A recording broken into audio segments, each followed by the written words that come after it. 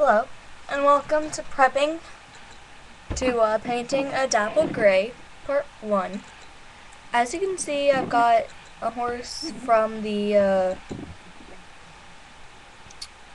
paint your own dream horse thing. She's had some repositioning done. I pinned her ear back, and I moved this leg and this leg a little bit.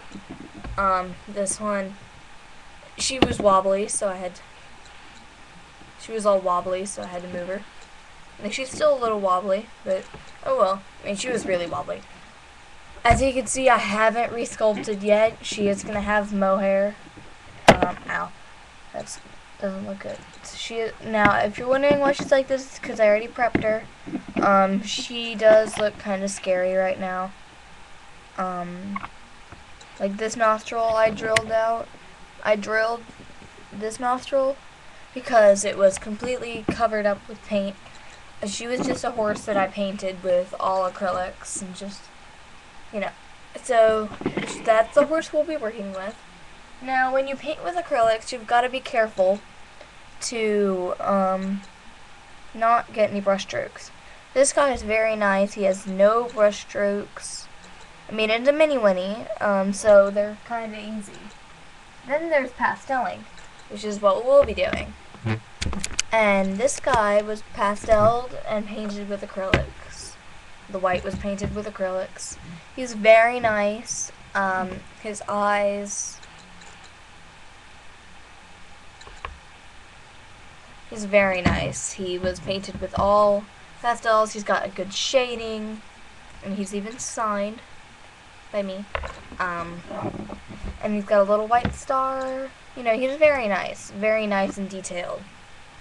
Now, I will show you a horse that was also painted with all acrylics. This guy, who was, it's a similar to airbrushing, except it's similar to airbrushing, but it's not airbrushing. And this guy here was also pasteled, but he has a lot more white on him than the other. Palomino, one of the only Palominos I've really ever done. Very nice for my first. I think he's my first. Well, all my other Palominos turned out to be duns and look way better as duns. But he's really good. He's got nice defined muscles. And he does have brush strokes every now and here, but he's not finished. So I still need to go over his white a few more times. Now, we're going to be pasteling, which, let me show you what pasteling does when, you really, what's a model? Which model have I pasteled that looks really good? Here we go. Here's one of my favorite customs. I used my Dremel and drilled out his face. He's a very cool horse. He's got nice detailed eyes. As you can see, he took a long time to paint. I used the splatter painting method that's like airbrushing. I even splatter painted pinking down there, which I think just looks amazing.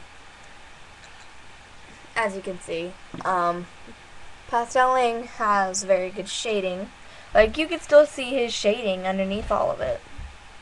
Like, he's got black up on his back. Dapple Greys. He was a Dapple Grey before I painted him to look like this. And he was good. He looked good. Just, he would have been better if he'd, yeah,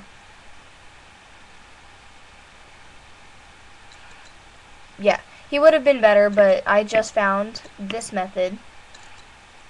But we won't be painting in this room. We'll be painting outside the studio. This is just where I like to do all my searching and researching. Up here on my desk, I like to look at horses, and I have this book here with, it's got all this. I got this at like a garage sale. It's very nice. It's got tons and tons and tons of pictures. You know, very good reference pictures in here. Like, some of them are in black and white, which is why I've got to get back. I just passed it really good. Here we have a good example of a flea-bitten gray. Here's a nice Clydesdale, and like in case I'm sculpting, you know, they have a rounded Roman face. Here's a it's called a Roman nose, and here's the dish profile here. As you can see, this Morgan has a really nice long forelock, and this Arabian has a very wide forehead in between the ears. Which is why I mostly refer to this page, these couple pages, like on thoroughbreds. This guy, thoroughbred, has like the flaring nostrils and thin lips on the Arabian, jaw bars, and the arched necks. And here, if I ever need to result to a horse with bad conformation, I come to this page. Some horses have very bad some Briars have very bad conformation. Like, I don't have any models that have bad conformation, but I did. But I sold them all, like, as bodies. And as you can see, some horses, their knees are too far away from the fetlock and the cannon's too long. And some horses have their necks are too long. So if their neck isn't the right length, then I'll have to end up shortening it or extending it, which don't ask how I do that, but I've done that before. And sometimes, you know, their legs are a bit funky and like all twisted. Because have you ever gotten a Briar whose legs are like right out of the box, and it's so nice, and you notice that some of its legs are like pointing outwards? Like my Alborozo has that problem, but on his leg that's supposed to be like that. Here. He's got that problem. He's got that problem like a little bit, but I'm not gonna fix it because repositioning. If I were to reposition it, I would be to remove the paint, and you know, I would. Here on a Clydesdale, it's got feathered feet, and you know, it's just very nice reference book that I like to refer to for a lot of stuff. So yeah.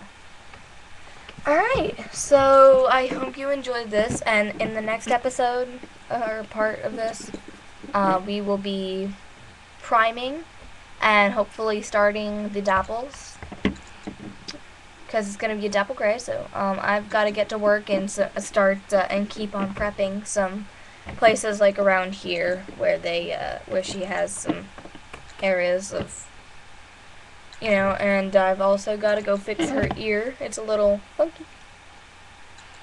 You can see it. It's a little odd looking. But yeah. So I'm going to go fix her. And when I come back, well, meaning like in the next episode thing, in the next part, we will be adding on the detailing. You know, like, we'll be adding dappling and shading, and hopefully in around the 6th or 7th episode thing, we'll be adding on the mohair, because this guy will have mohair. Yeah. And, yeah. So, hope y'all enjoyed that. Bye.